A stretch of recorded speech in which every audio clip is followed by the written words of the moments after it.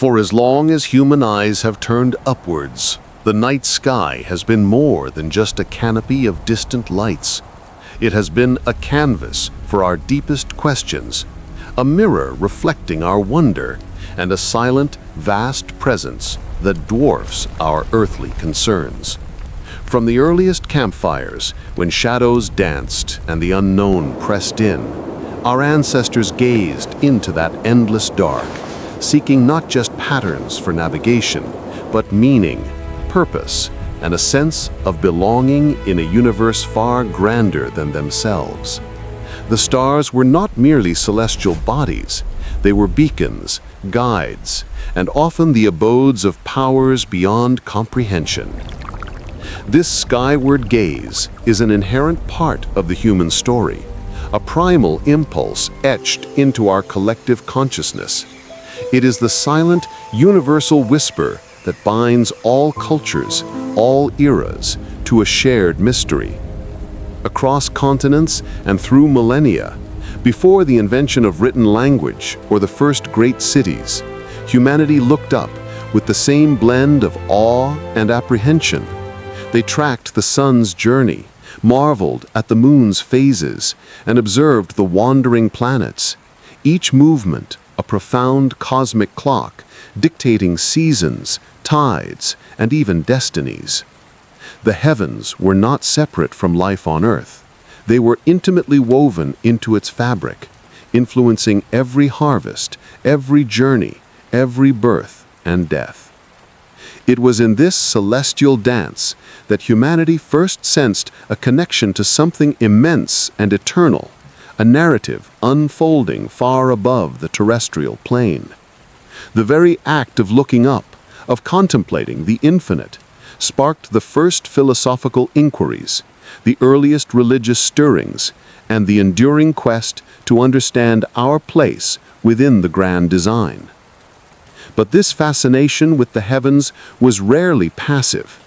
It was active, interpretive, giving rise to stories that shaped entire civilizations. Imagine if this ancient, universal fascination was not just poetic speculation, but a memory, a resonance of actual encounters. For everywhere we look in the historical record, a consistent pattern emerges. Stories of beings descending from the sky, of powerful entities arriving from above to shape the destiny of humanity. These are not isolated tales, confined to one remote tribe or a single set of scriptures.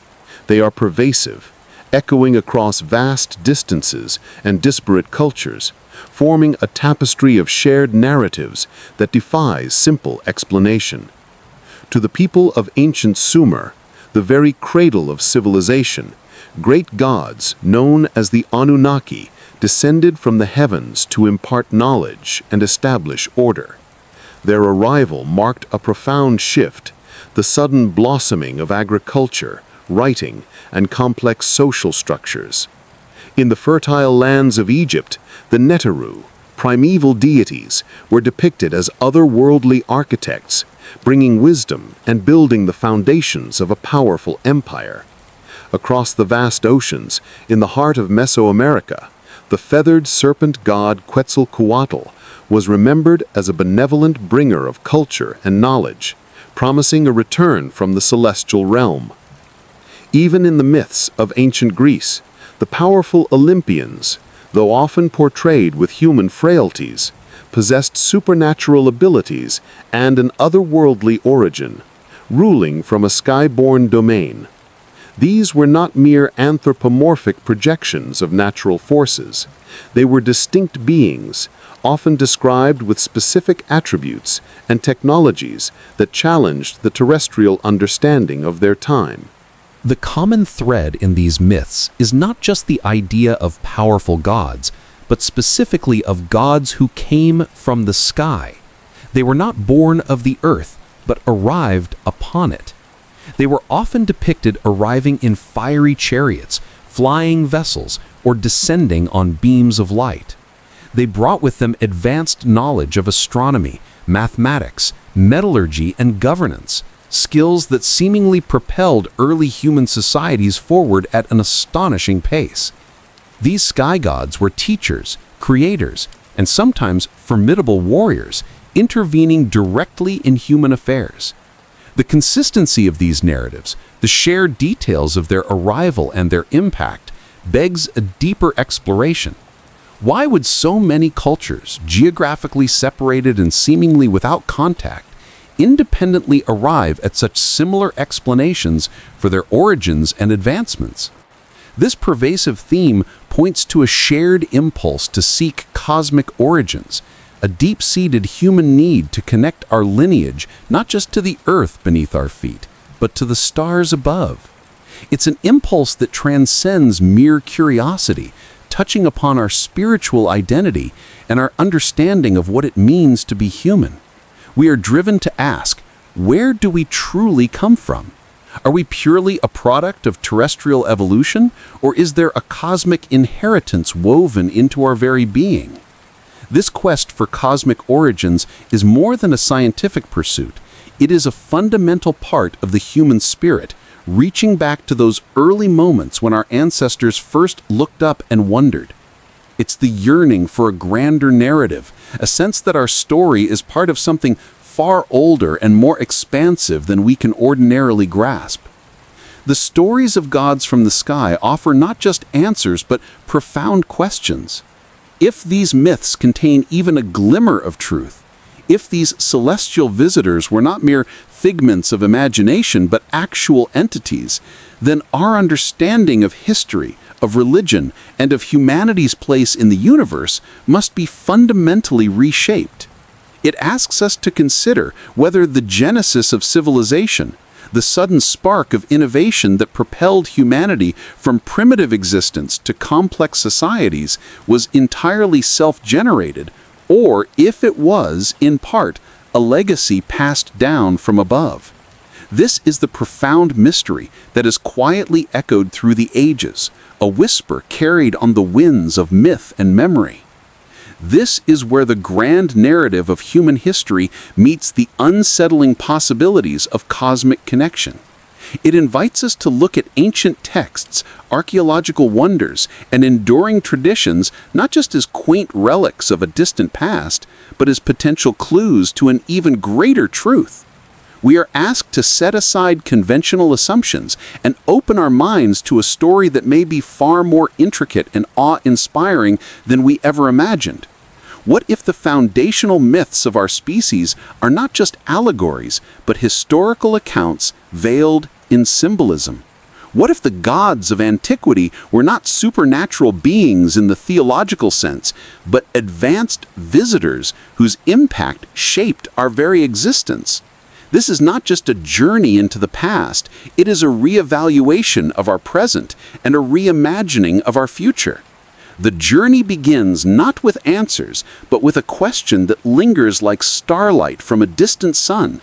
Why does humanity, across every age and every corner of the earth, look to the sky for its origins, for its teachers, for its gods? What truth lies hidden within this universal whisper, and what profound implications would it have if these sky-born beings were real? It is a question that changes everything about how we understand where we come from. And this is where we turn to the next part of the story, as we begin to uncover the echoes of these celestial encounters, etched into the very fabric of human civilization, awaiting our rediscovery. Across vast stretches of time and countless cultures, a consistent narrative takes shape, an indelible imprint on the human story. It is the profound account of beings from above, entities whose presence shaped not just belief, but civilization itself. These are not merely abstract deities born of imagination, but figures described with startling specificity, often arriving with a clear mandate, advanced knowledge, and an origin unmistakably rooted in the sky. As we listen to the echoes from the earliest chapters of our past, we find not just scattered whispers, but a chorus of voices, describing founders and instructors descending from the cosmos. Perhaps nowhere is this narrative more vivid than in ancient Sumer, the very cradle of civilization in Mesopotamia. Here, etched into clay tablets thousands of years old, we encounter the Anunnaki. Their name itself resonates with mystery, often translated as those who from heaven came to earth. These weren't gods of nature residing within the earthly realm, but a pantheon whose origins were consistently described as celestial. They were the architects of Sumerian society, credited with bestowing upon humanity the foundational elements of culture, writing, law, agriculture, metallurgy, and the complex structures of governance. The Sumerian king lists, for instance, speak of a time before the flood, when kingship descended from heaven, implying a direct, tangible link between their rulers and these skyborne entities. This celestial lineage was not just symbolic, it was integral to their understanding of authority, purpose, and even humanity's very creation. The Anunnaki were said to arrive with a specific purpose, to extract precious metals or to establish a new order, and in doing so, they engineered humanity not as a spontaneous act of nature, but as a deliberate creation designed to serve a function. The myths describe interactions that were often surprisingly direct and sometimes fraught, blurring the lines between divine overseers and potent, technologically capable entities. They did not merely inspire, they actively participated, guiding, commanding, and shaping human destiny from a place beyond the terrestrial. The question is not simply if the Sumerians believed in sky gods, but why their earliest and most foundational records are so explicit about the Anunnaki's non-earthly origins and their transformative influence on human development. What could have inspired such a detailed and pervasive mythology of beings who descended, taught, and then, in many accounts, departed, leaving behind a legacy of advanced knowledge that allowed civilization to flourish? Moving westward, the ancient Egyptians revered their own pantheon, the Neteru, as primeval architects and divine rulers. Like the Anunnaki, the Neteru were not seen as indigenous to Earth in a purely biological sense, but as beings who arrived in a primordial time, shaping the land and establishing order from chaos.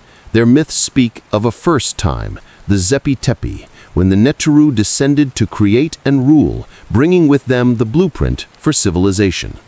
These divine beings, often depicted with animal heads or other non-human characteristics, were credited with laying the foundations of Egypt's sophisticated society, teaching the arts of measurement, astronomy, medicine, and hieroglyphic writing.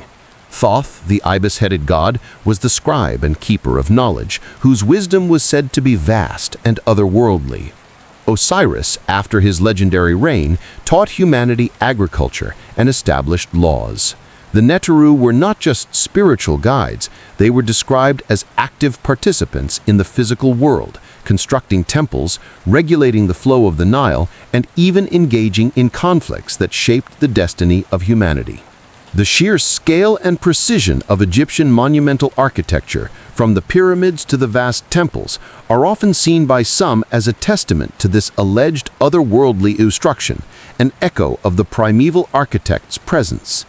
The meticulous astronomical alignments, the advanced mathematical principles embedded within their structures, and the profound understanding of engineering hint at a source of knowledge that seemed to leapfrog conventional evolutionary development.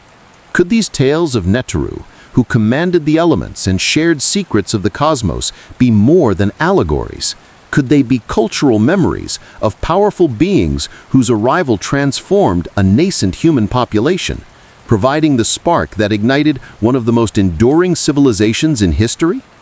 The Egyptian obsession with the stars, with the journey of the soul to the heavens, and with the Duat, a realm beyond the earthly sphere, points to a deep-seated belief in a cosmic connection that permeated every aspect of their world.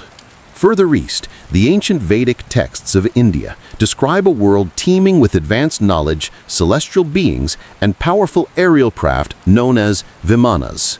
Unlike the more ambiguous chariots of other cultures, the Vimanas are depicted with remarkable detail, not as symbolic vehicles, but as flying machines, capable of immense speeds, vertical takeoff and landing, and even space travel. The Rig Veda, a collection of hymns dating back millennia, speaks of gods like Indra flying in celestial chariots, and the Mahabharata, one of the longest epic poems, contains vivid accounts of warfare involving these sophisticated flying machines. It describes them as having multiple levels, observation windows, and propulsion systems often powered by mercury vortex engines.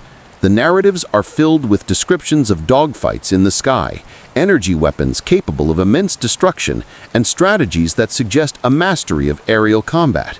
These weren't primitive societies imagining simple wings. They were describing intricate mechanisms and advanced physics. The gods, or devas, who commanded these vimanas were powerful entities, often engaged in cosmic struggles, and their interaction with humanity was both as instructors and as participants in earthly affairs. The sheer consistency and technical detail in these ancient Indian texts have led many to wonder about the true nature of these vimanas. Where did this knowledge come from? How could ancient peoples, without modern metallurgy or aerodynamics, conceive of such complex machines and the intricate physics required for their operation?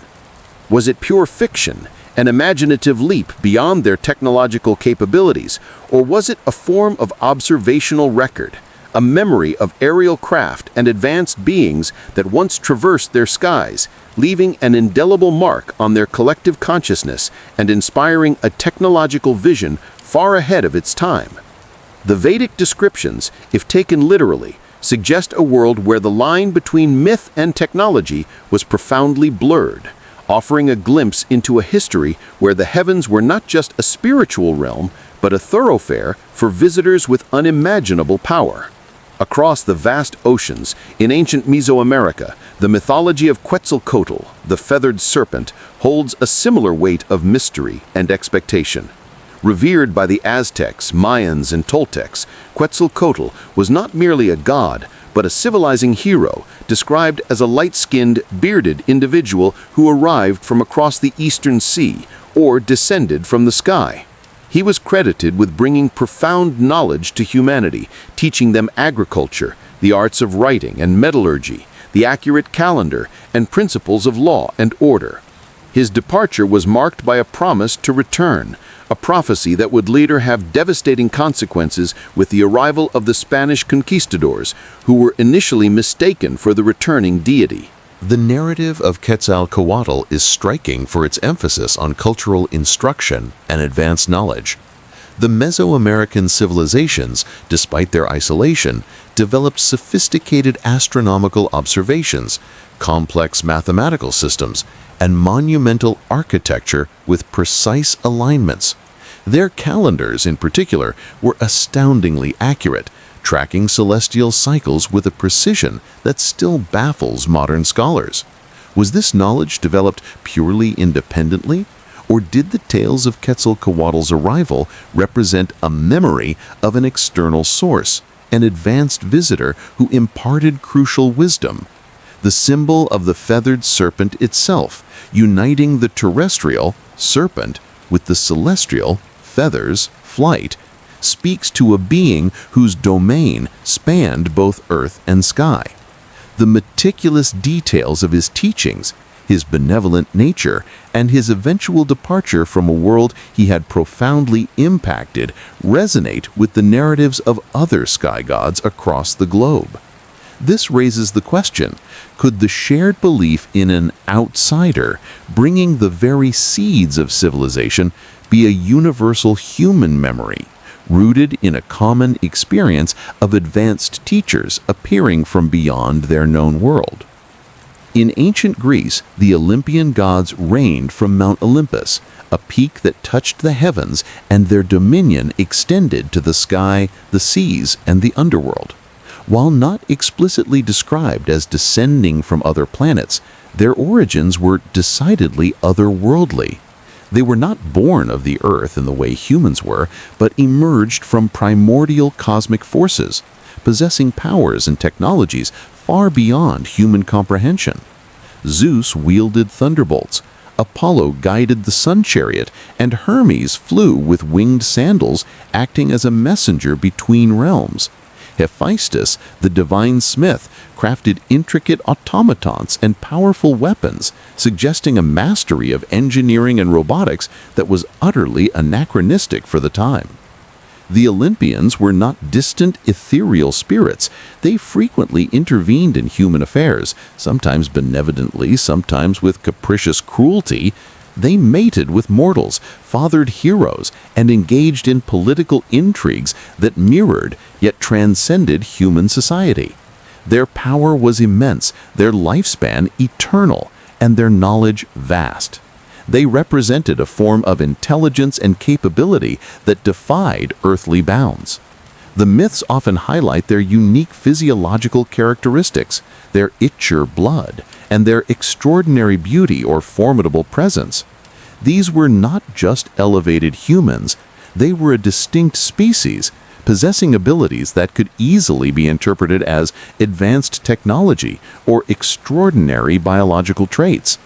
Could the Greek pantheon be another cultural memory filtered through allegory and epic poetry of highly advanced beings who interacted with early human populations, becoming idealized and mythologized into gods? The tales of their interventions, their internal conflicts, and their often demanding relationships with humanity paint a picture of powerful, sophisticated, and certainly otherworldly entities whose influence was undeniable. As we traverse these ancient landscapes, from the Fertile Crescent to the Nile, the Indus Valley, and the Americas, a powerful common thread emerges, weaving through the tapestry of human civilization. It is the pervasive narrative of cultural instruction and advanced knowledge gifted to humanity by these beings from above. Whether called Anunnaki, Neteru, Devas, Quetzalcoatl, or Olympians, these figures share striking similarities. They are consistently described as originating from the sky or a realm beyond earthly confines. They possess knowledge and capabilities far exceeding those of the nascent human populations they encountered. They are credited with introducing the foundational elements of civilization, the organization of societies, the principles of agriculture, the science of astronomy, the art of writing, complex metallurgy, and even ethical codes. This shared narrative transcends geographical and cultural boundaries, arising independently in civilizations that had no known contact with one another. Why this universal motif?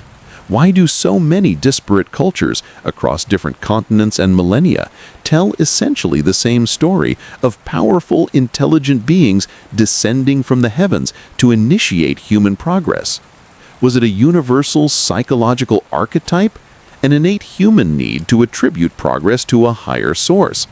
Or could these pervasive myths be echoes of actual events, fragmented memories of a time when humanity received a profound intervention, a guiding hand from a source beyond Earth? The consistency of these accounts, detailing specific contributions and often implying a relationship of teacher to student, is compelling. They suggest that the seeds of civilization were not merely self-sown and nurtured by human ingenuity alone, but perhaps accelerated or even initiated by an external, sky-born influence. This profound and shared legacy of cultural instruction from above serves as a potent reminder that the origins of human civilization may be far more complex and far less earthbound than our conventional history suggests. The question, then, is what physical evidence might remain of such extraordinary interventions if these stories hold even a glimmer of truth? And this is where we turn to the stones themselves, to the inexplicable precision of ancient architecture and art that seems to defy the known capabilities of its creators. They stand as enduring questions, monumental enigmas that challenge our assumptions about the past. Few sites on Earth encapsulate this enigma as profoundly as Pumapunku, nestled high in the Bolivian Andes near the ancient city of Tiahuanaco. Here, amidst the thin, biting air, lie the ruins of a complex unlike any other. What remains are not crude, stacked stones, but a meticulously engineered puzzle of impossibly precise, angular blocks. Imagine stones, many weighing tens of tons, not merely quarried and moved, but shaped with a sophistication that puzzles even today's master stonemasons. The most striking features are the H-blocks, intricate, uniform pieces carved with such sharp internal angles and flat surfaces that they appear machine-cut. They fit together like the components of a gigantic, intricate mechanism designed to interlock with a precision measured in fractions of a millimeter. How were such perfect right angles, such smooth surfaces, and such uniform complex shapes achieved without metal tools, let alone the advanced cutting and grinding technology of today?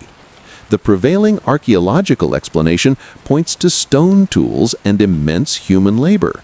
But even with these, the exactitude found at Pumapunku pushes the limits of credulity.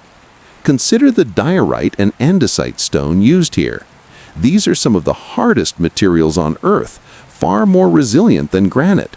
To cut, drill, and polish them to such an exact degree would require tools of comparable or greater hardness, along with immense power. Yet the indigenous cultures of the region, according to conventional history, possessed only copper and bronze tools, which are simply not hard enough to achieve these results. The stones show no evidence of the repetitive, painstaking work one would expect from manual abrasion. Instead, they bear the hallmarks of clean, swift cuts, as if a powerful, unknown technology sliced through rock as easily as a modern laser cuts through steel. The precise notches, the uniform grooves, the perfectly aligned holes that penetrate deep into the stone, these details suggest a level of engineering sophistication that leaps across millennia, bypassing the gradual evolution of tools and techniques we observe in other ancient cultures. It is as if a chapter of technological development is missing, or perhaps it was imported.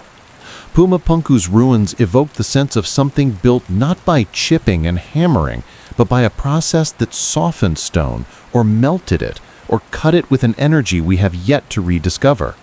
The sheer scale and precision of the stonework forces us to ask, how were these massive blocks, many weighing over 100 tons, transported from quarries kilometers away and then lifted and positioned with such seamless exactitude? And more fundamentally, who possessed the knowledge and the means to conceive and execute such a monumental, geometrically perfect structure, a structure that appears designed not for human hands and muscles, but for a different set of capabilities altogether? The answers conventional archaeology offers often feel insufficient, leaving a haunting gap in our understanding. It suggests a forgotten wisdom, or perhaps a memory preserved in stone, of those who possessed abilities that transcend our earthly origins.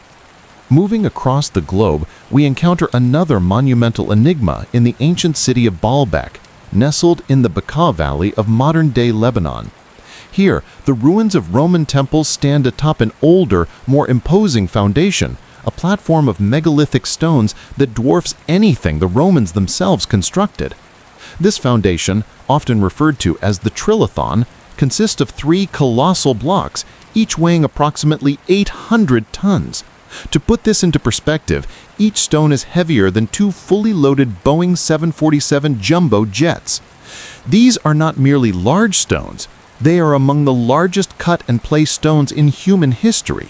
Yet their quarry lies kilometers away, and the precision with which they are fitted into the foundation, with barely a knife blade able to slide between them, speaks to a mastery of engineering that defies the commonly accepted technological capabilities of any ancient civilization. How were these behemoths quarried, transported, and then lifted into position? The Romans, with all their engineering prowess, utilized smaller, more manageable blocks for their own magnificent structures built directly on top of this older platform. They made no attempt to replicate or even explain the megalithic foundation beneath their feet. This suggests that the builders of the Trilithon possessed a technology or a method that the Romans themselves either did not understand or could not replicate. The techniques suggested by mainstream archaeology, ramps, levers, and armies of laborers, struggle to account for the immense weight and the precise placement of these stones. Moving a single 800-ton block across uneven terrain, then raising it to slot perfectly into an existing structure would challenge even modern heavy lifting equipment. Yet it was apparently achieved millennia ago by an unknown civilization whose methods remain shrouded in mystery. Near the quarry, an even larger stone lies unfinished, dubbed the Stone of the Pregnant Woman or the Hajjad al-Hibla, weighing an estimated 1,200 to 1,650 tons. This unfinished monolith serves as a tangible reminder of the unimaginable scale of the original builder's ambitions. It reveals that the engineers of Baalbek were not limited by what we consider ancient technology, but by something far grander. It forces us to confront the possibility that the builders of Baalbek were either equipped with unknown tools and anti-gravity devices, or they possessed a knowledge of physics and engineering that has been lost to time. The sheer audacity of these constructions, the impossible weight, and the meticulous placement resonates with the ancient stories of powerful deities and godlike beings who descended to Earth. Were these colossal foundations built by them as platforms for their own purposes, or were they constructed by humans under their direct instruction, employing technologies passed down from the sky? The questions linger, etched into the very stones of Baalbek, inviting us to look beyond conventional explanations and embrace the profound possibilities that these monolithic marvels present. If ancient architecture speaks a language of impossible engineering, then the enigmatic Nazca lines in Peru whisper of a perspective not grounded on Earth. Stretching across hundreds of square miles of arid desert plateau, these colossal geoglyphs, etched into the dark reddish-brown surface, reveal a vast tapestry of lines, geometric shapes, and stylized figures of animals and beings.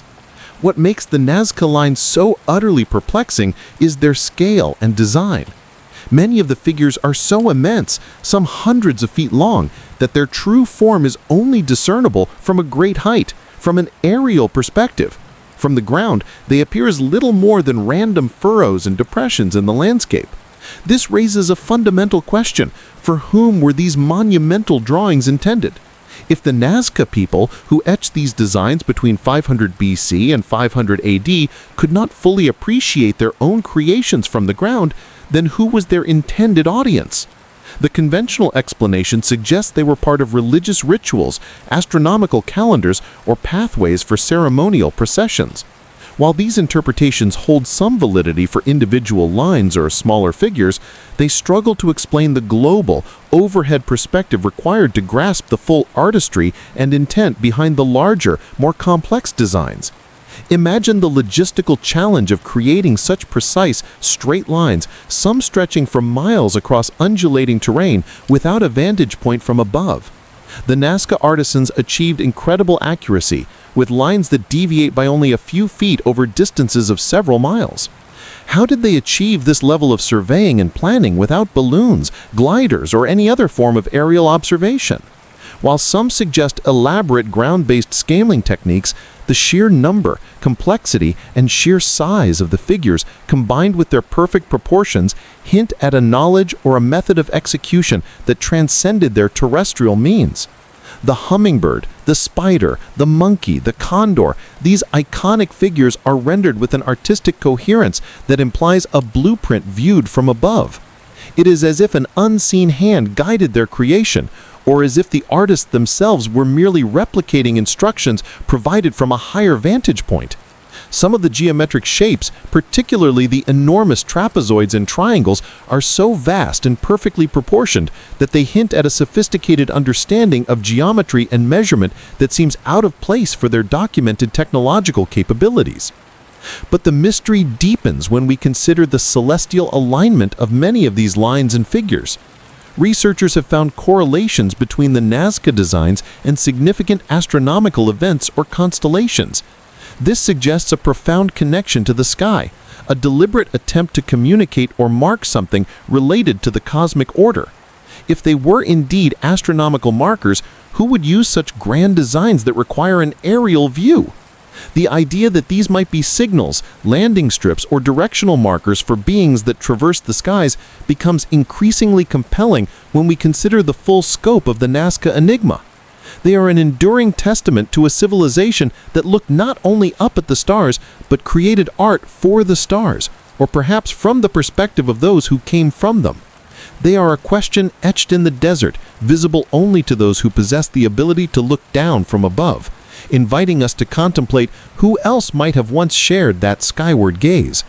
The Nazca lines stand as a silent testament to a knowledge or an influence that transcended the terrestrial, hinting at connections between ancient humanity and the celestial realm from which, perhaps, their gods descended.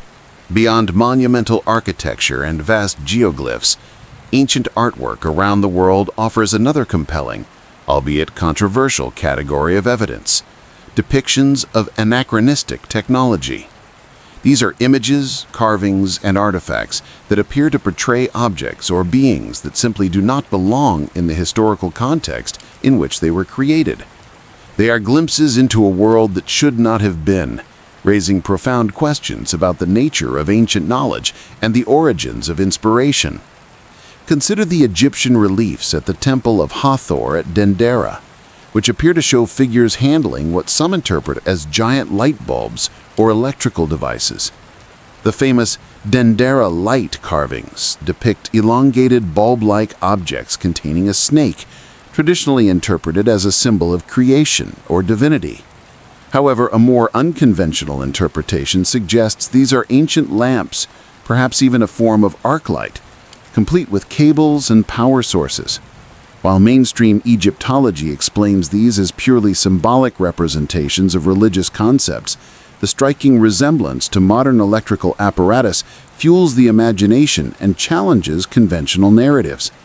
How could an ancient civilization without any known understanding of electricity depict such devices with seemingly technical accuracy? Similar perplexing imagery can be found in the art of the Sumerians and other Mesopotamian cultures. Cylinder seals, some thousands of years old, often depict figures with wings or helmets holding what some interpret as communication devices or even a form of ancient weapon. Some seals show beings operating what appear to be flying machines, eerily similar to descriptions of Vimanas in Vedic texts. The famous gods often wear attire that seems more akin to modern spacesuits than traditional robes, complete with what look like respirators, goggles, or specialized headgear. Again, traditional interpretations emphasize symbolic meanings, but the consistency of these depictions across diverse cultures and the specificity of some details invite a deeper, more speculative inquiry. Were these ancient artists merely exercising their imaginative faculties, or were they faithfully recording what they witnessed or what they were shown? The question becomes particularly acute when we encounter what appear to be aircraft in cultures that had no knowledge of flight. The Nazca culture itself produced pottery and textiles that sometimes depict figures with large non-human eyes and distinct head coverings, interpreted by some as helmets. Even more direct are the Sumerian star maps, like the one known as the Planisphere of Nineveh, which some researchers contend is an ancient astrolabe depicting the trajectory of an object through Earth's atmosphere, possibly a comet or even a celestial craft. While this interpretation is highly debated, the fact that ancient peoples possessed such detailed astronomical knowledge, as seen in the Dogon tribe's understanding of Sirius B, continually pushes the boundaries of our understanding. The implications are profound. If ancient artists were merely documenting the world around them, then that world contained sights and technologies far beyond what we typically assume for their era. These artworks are not just curious anomalies, they are visual echoes of a shared narrative, suggesting that the gods who descended from the sky brought with them not only wisdom, but also the tangible, if anachronistic, tools and transport of an advanced civilization. They hint at a global pattern of contact, a pervasive influence that left its mark not only in stories, but in the very images humanity chose to preserve. Finally, we turn our gaze to the pervasive mystery of global megalithic structures that defy conventional explanation. From the precision-cut stones of Ollantaytambo and Sacsayhuaman in the Peruvian Andes, to the inexplicable arrangement of Stonehenge in England and the monumental Moai statues of Easter Island, these structures share common threads that challenge our understanding of ancient capabilities. They exhibit an astonishing level of engineering, requiring the movement and placement of massive stones, often over significant distances, with a sophistication that seems to predate the tools and techniques attributed to their builders. At Ollantaytambo, for instance, enormous blocks of red porphyry, weighing dozens of tons, were transported from quarries high up in the mountains, then flawlessly joined into walls with near-surgical precision. These stones, some with multiple facets and interlocking angles, fit together so perfectly without mortar that they have withstood millennia of earthquakes. The question is not only how they were moved, but how they were cut and shaped with such accuracy. Conventional theories involving ramps and immense human labor seem inadequate for the sheer scale and precision of these multi-ton puzzles. In Sacsayhuaman, just outside Cuzco, the Cyclopean walls are a testament to this mystery. Massive stones, some estimated to weigh 120 tons, are intricately interlocked in a zigzag pattern, forming walls of immense strength and baffling complexity. The individual stones possess multiple angles and irregular shapes, yet they fit together with almost fluid grace, as if molded rather than carved. The smooth, polished surfaces and the lack of chisel marks further deepen the enigma. It is as if the builders possessed a technology capable of softening stone or of cutting it with an unknown energy that allowed for such seamless integration. These structures, like Pumapunku and Baalbek, represent a leap in architectural and engineering skill that does not appear to follow a gradual evolutionary path. Instead, they seem to emerge almost fully formed, demonstrating a level of technical prowess that then, curiously, diminishes in subsequent generations. This suggests not an indigenous development, but perhaps an inherited knowledge, or even direct intervention. The Moai of Easter Island, though different in form, present a similar challenge. These massive stone heads, some weighing up to 80 tons, were carved in quarries, then transported kilometers across challenging terrain to be erected on ceremonial platforms called ahu. The Rapa Nui people who created these statues possessed only rudimentary tools. How they achieved the transport and erection of such heavy, delicate carvings remains a subject of intense debate, with many theories failing to account for all the observed details. The sheer number of these colossal statues scattered across the island points to a civilization driven by an extraordinary purpose and an equally extraordinary yet unexplained means of construction. What compelled these ancient cultures, separated by vast oceans and millennia, to undertake such monumental and seemingly impossible constructions? Why the shared impulse to manipulate stone on such a grand scale, often with methods that remain lost to us?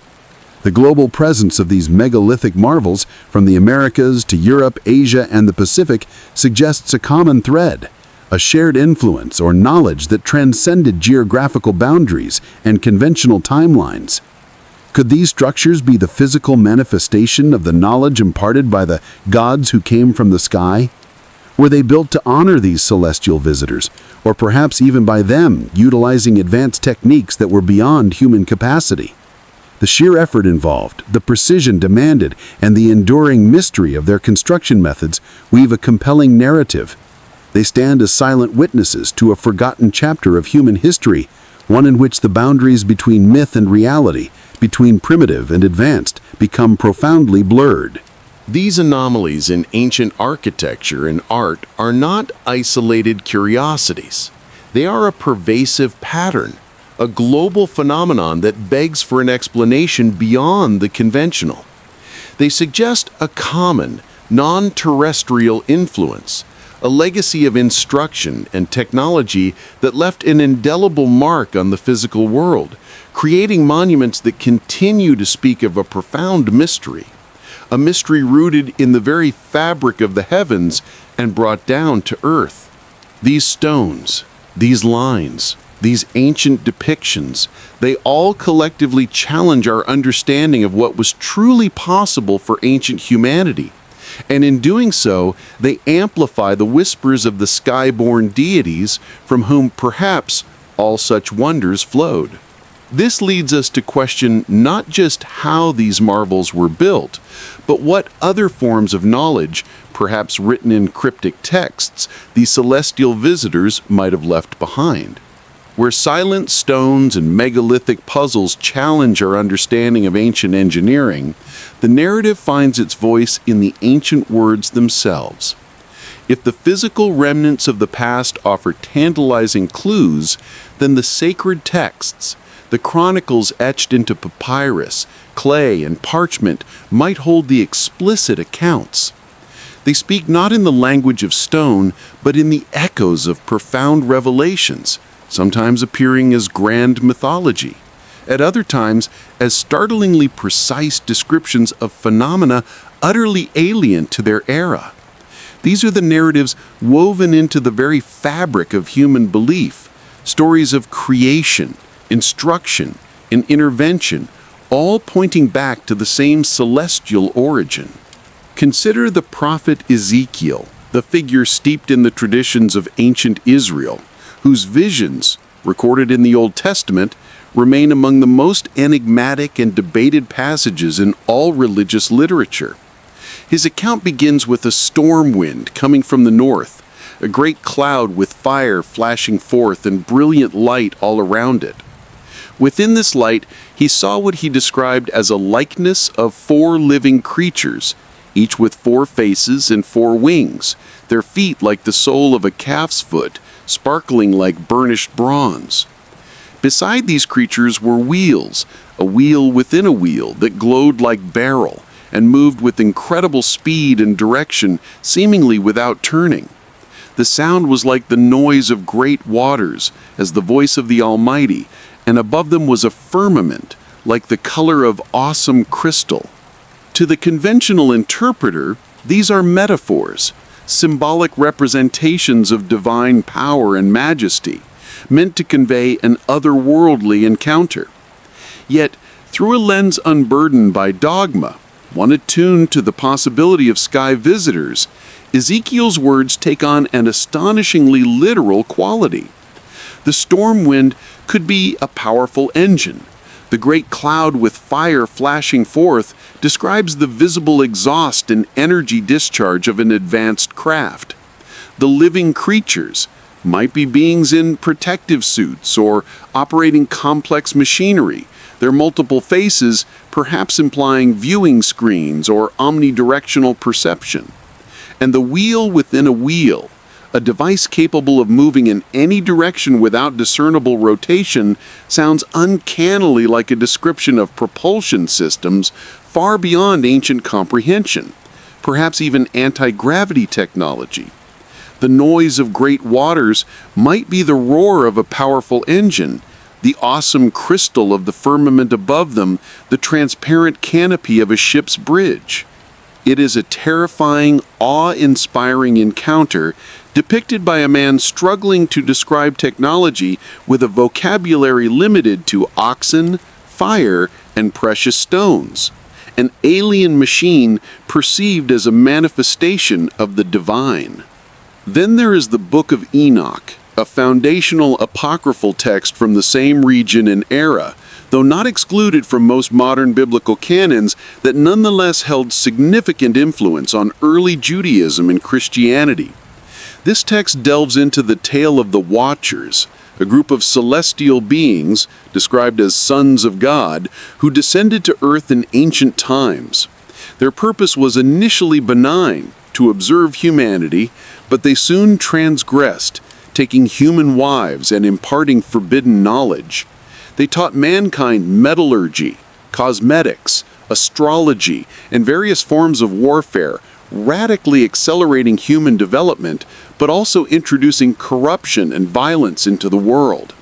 Their offspring, the Nephilim, were giants born of this unnatural union, a race that dominated the earth before a great flood. Within these ancient pages, we find a consistent narrative.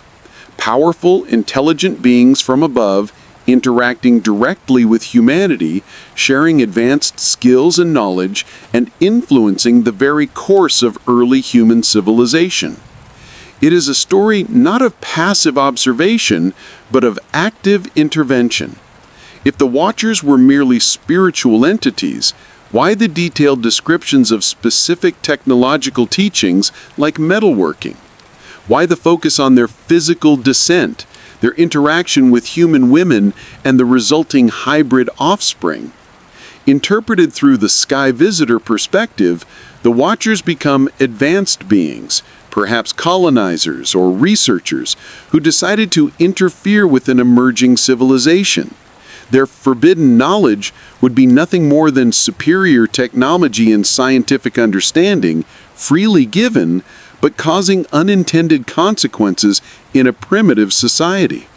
The Nephilim, their progeny, represent a hybrid race, perhaps genetically engineered or simply the result of interbreeding, their enhanced stature and abilities a testament to their otherworldly lineage.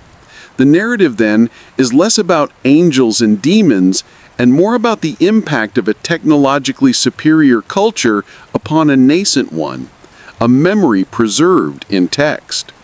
Moving far from the ancient Middle East to the remote West African nation of Mali, we encounter the Dogon tribe, whose astronomical knowledge presents an even more profound challenge to conventional history.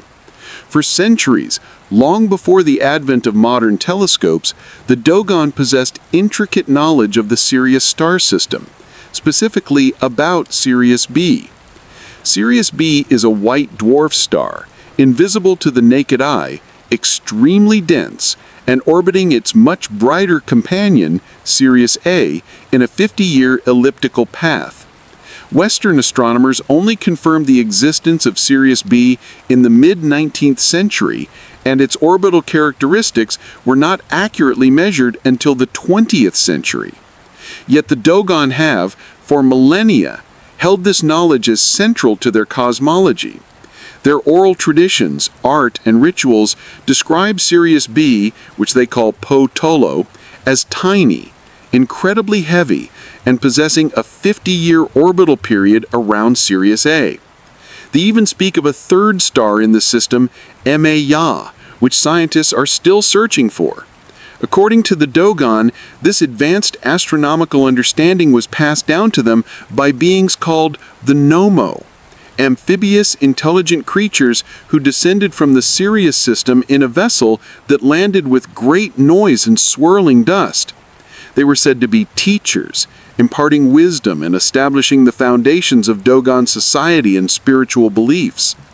The sheer anachronism of this knowledge, its precision, and its attribution to non-terrestrial instructors stands as a stark example of unconventional interpretations.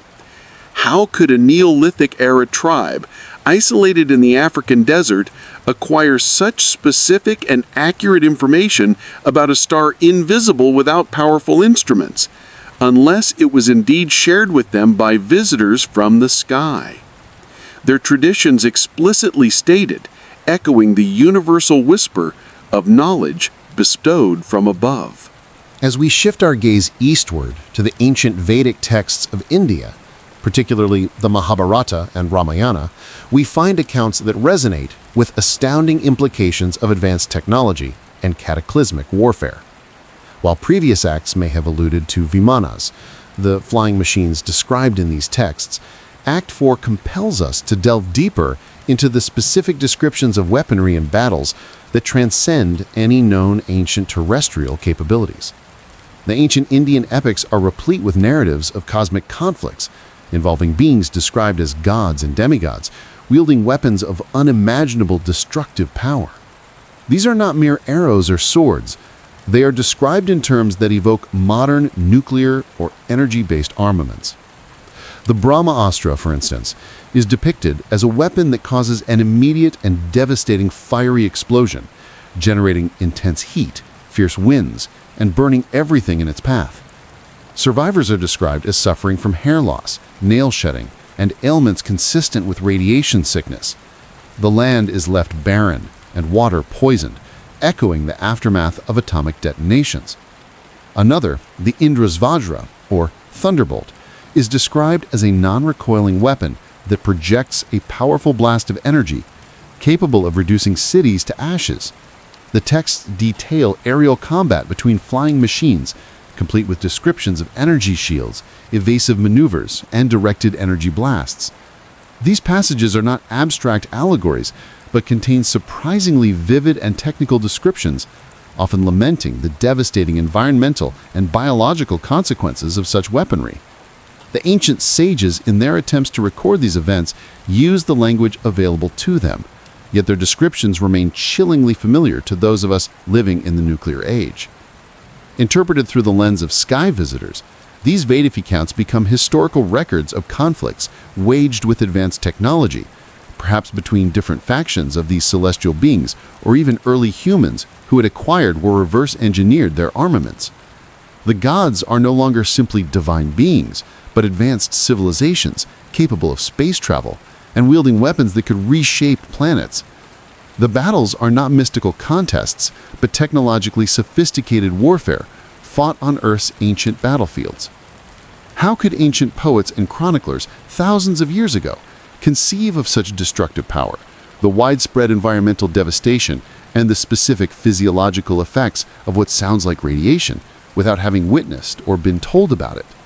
The consistency and detail across these scattered texts, independent of each other, across continents and cultures, argues against pure coincidence or universal archetypes. Taken together, these sacred texts and ancient wisdom traditions from vastly different cultures, the Hebrew prophets, the esoteric texts of Enoch, the remote African Dogon, and the epic narratives of India, present a compelling convergence.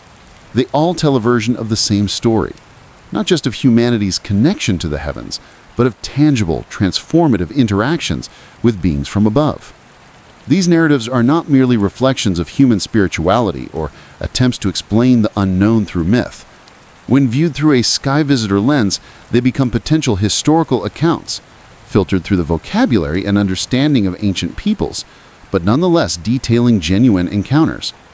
The seemingly inexplicable precision of the Dogon's astronomy, the advanced technology described in Ezekiel's vision, the genetic and knowledge transfer recounted in Enoch, and the cataclysmic weaponry of the Vedic epics all defy conventional historical and scientific explanation. They suggest that what we have long dismissed as myth, what we have relegated to the realm of religious symbolism, may in fact be literal memory, a historical record of a time when the boundary between earth and sky was far more permeable.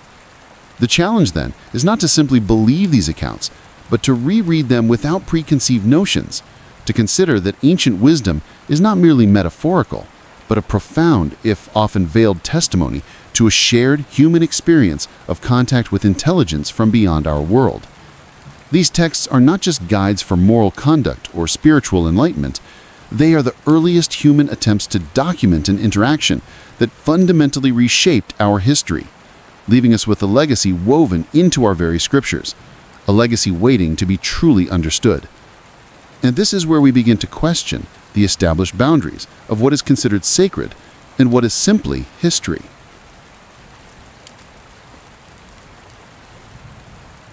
If the echoes of history seem to whisper of beings from beyond our sky, then a different path of inquiry must also be acknowledged. This is the path of rigorous examination, of measured caution, and of the scientific method itself.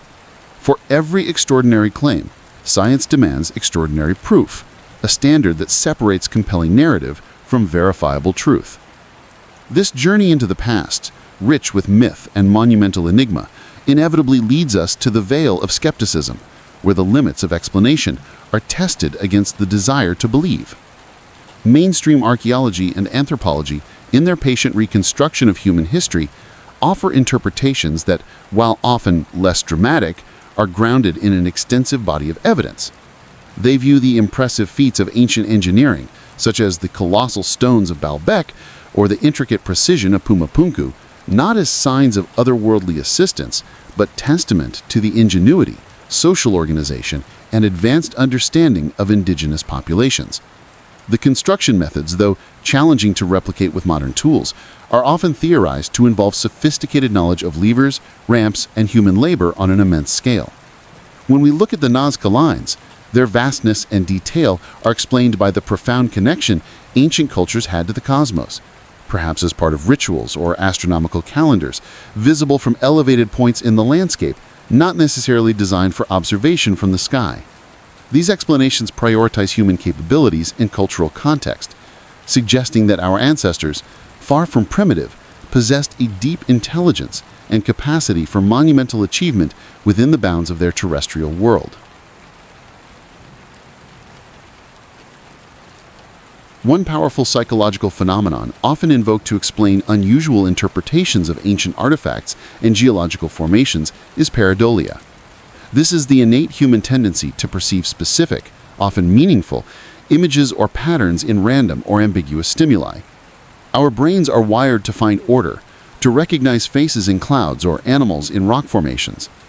In the context of ancient art, a stylized depiction that to modern eyes might resemble an astronaut's helmet or a spacecraft could simply be a cultural symbol, a deity in traditional garb, or an abstract representation of a complex idea.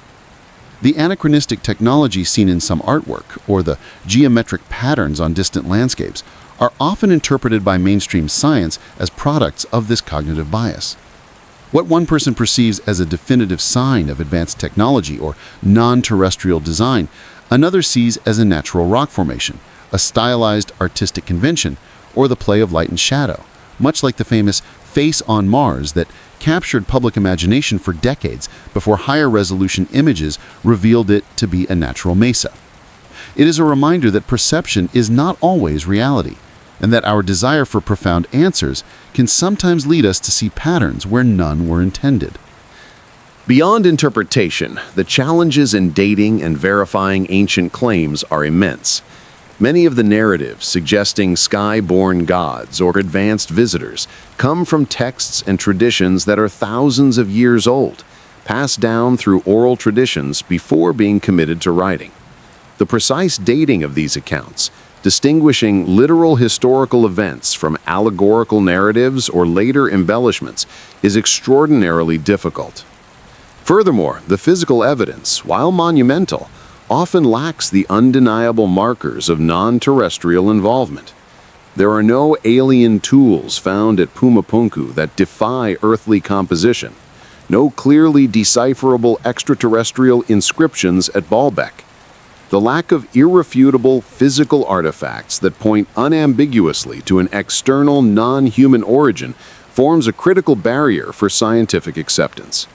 Without such tangible proof, the profound stories of celestial architects and star-born deities remain in the realm of myth and speculative hypothesis, however compelling they might be. Yet the search for intelligence beyond our planet continues, and in our modern era, it has shifted from ancient texts to contemporary observations. The ongoing discourse around unidentified aerial phenomenon, or UAPs, once commonly known as UFOs, represents a modern manifestation of humanity's skyward gaze. Recent decades have seen a renewed, more serious scrutiny from official bodies, including governments and militaries, acknowledging that certain aerial phenomena remain unexplained. This shift from public fascination to scientific and national security interest highlights the enduring mystery of what might be flying in our skies. While these modern observations are distinct from ancient claims, they share a common thread: the encounter with phenomena that challenge our current understanding and ignite the possibility of non-terrestrial intelligence. The scientific community, though cautious, is increasingly engaging with UAP data, seeking to apply rigorous methodologies to observations that often lack clear, actionable evidence. This ongoing quest for verifiable information about UAPs is a contemporary echo of the ancient questions posed by our ancestors, bridging the gap between historical whispers and the present-day search for definitive proof that we are not alone. It is a reminder that the universe continues to hold secrets, some ancient, some entirely new, all calling for a patient, methodical pursuit of truth. Even in the face of rigorous skepticism and the high bar of proof required by science, the enduring whisper of the skyborn challenges us to confront deeper truths. If we allow ourselves to look beyond the immediate demands of empirical data, the implications of a skyborne legacy begin to reshape our very understanding of existence. The question is not only whether such beings came, but what it would mean if they did. This leads us to a profound reevaluation of human history and our spiritual understanding. For generations, we have charted our journey as a linear progression from simple beginnings on this planet, slowly accumulating knowledge, creating culture, and developing belief systems.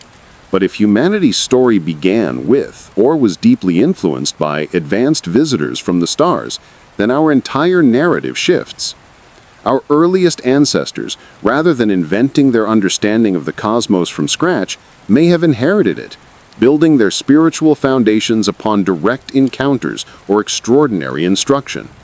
The myths and legends that speak of divine instruction, of knowledge bestowed from above, would no longer be mere metaphors for the inexplicable, but echoes of a forgotten yet literal interaction. Our spiritual longings, our inherent sense of a greater purpose, might then be seen not solely as terrestrial evolution, but as a deep-seated memory, a cosmic imprint left by those who came before. It suggests that the quest for meaning, the search for connection to something beyond ourselves, is not simply a human invention, but a legacy woven into the very fabric of our earliest consciousness, redefining the very essence of belief itself. Such a paradigm would inevitably impact our sense of cosmic uniqueness. For centuries, our world has often seen itself as the sole bastion of intelligent life, a singular experiment in consciousness thriving in the vast silence of space. The idea of gods from the sky being advanced extraterrestrial visitors shatters this comfortable isolation. It means we are not unique, but part of a larger, older cosmic tapestry, one strand among many. This perspective could be both humbling and immensely expansive. It would mean that Earth is not an isolated crucible of life and thought, but a potential recipient, a garden nurtured, or at least visited by external hands. The vastness of the universe would no longer feel so empty, but rich with an, if unseen, history of interaction and evolution. We would no longer stand alone as the primary architects of our destiny, but as inheritors, challenged to find our place within an ancient interstellar lineage, shifting our focus from purely terrestrial concerns to a broader galactic perspective, connecting us to a universe far more vibrant and storied than we presently allow. If these gods were indeed advanced visitors, the question then becomes, what tangible and intangible legacy might they have left behind? Beyond the megalithic structures that defy conventional explanation and the enigmatic descriptions found in ancient texts, what deeper, more subtle influences persist? Perhaps the very spark of innovation that propelled early human civilizations, our innate drive to build, to explore, to question the heavens, is an echo of that initial contact. It could be a kind of embedded directive, a cultural or even genetic blueprint instilled in our distant ancestors. The persistent sense of something more beyond our immediate grasp, the feeling that there are answers lingering just out of reach, might not be mere fantasy, but a subconscious longing to reconnect with the knowledge once shared. Their legacy might not be a physical artifact, but a subtle shift in human potential, a nudge in our evolutionary trajectory that set us on a unique path towards self-awareness and technological advancement, suggesting that humanity's story is not a self-contained beginning, but an ongoing continuation of a much older narrative. This enduring possibility fuels the human quest for truth beyond the terrestrial, a relentless yearning that defines so much of our progress. Why do we continue to gaze upwards, building ever more powerful telescopes, sending probes to distant worlds, and endlessly searching for signals in the cosmic static? This quest, rather than being a purely scientific endeavor, might be seen as an instinctive drive, a deep-seated memory awakening, propelling us to rediscover our true origins. It is a testament to the human spirit's refusal to accept a limited reality, a persistent longing to answer the fundamental questions: who are we? Where do we truly come from? And are we alone? These are not mere academic inquiries. They are existential cries from a species that feels, perhaps unconsciously, that its story is larger than it currently understands. The persistent fascination with the unexplained, with the anomalies of our past, serves as a beacon, guiding us towards a truth that may lie not beneath the earth, but far above it.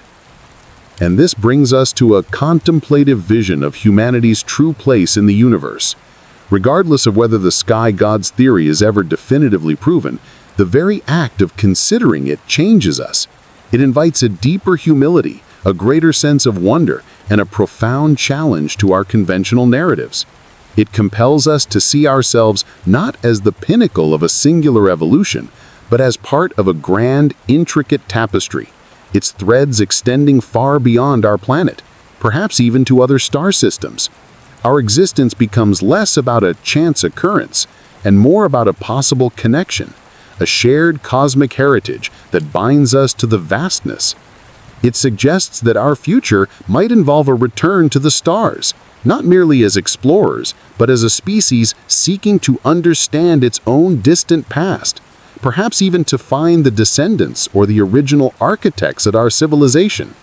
Whether the answers lie in ancient ruins, celestial alignments, or the very fabric of our consciousness, the journey itself reshapes our identity. We stand at the precipice of a new understanding, ready to embrace a history far grander and more interconnected than any we have dared to imagine.